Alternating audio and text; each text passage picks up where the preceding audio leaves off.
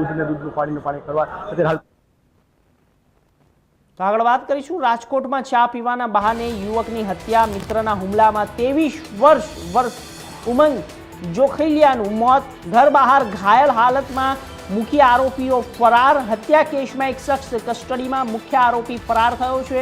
પ્રેમ પ્રકરણમાં હત્યાની આશંકા છે, પોલીસની તપાસ ચાલુ છે। મિત્રતાનો કરુણ અંત રાજકોટમાં હત્યાથી ચકચાર મચી જવા પામી છે। આપને જણાવી દઈએ માહિતી વિસ્તારથી, રાજકોટ વિસ્તારના જ્યારે શહેરના રૂખડિયાપરા વિસ્તારમાં સોમવારે મિત્રોએ ચા પીવાના બહાને ઘરે બોલાવી લઈ ગયા બાદ 23 વર્ષીય યુવક પર જીવલેણ હુમલો કર્યો।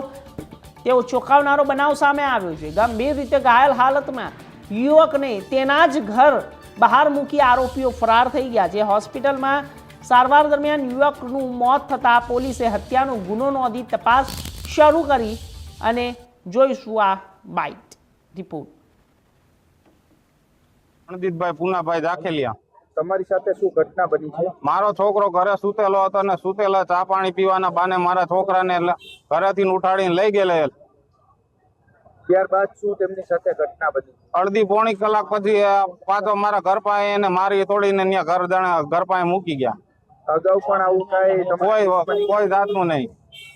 તો આ ઘટના કઈ રીતે બની છે? મિત્ર ઘાત બન્યો છે, શું કહેશો? તેને લઈને તમારી માંગ શું છે આગળ? મારી માંગ એક જ છે કે બધાને હાજર કરો 5 જણાને।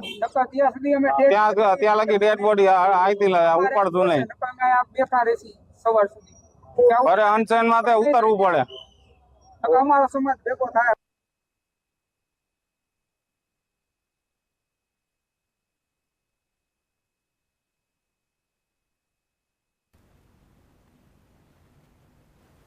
તો આગળ વાત કપરાડાની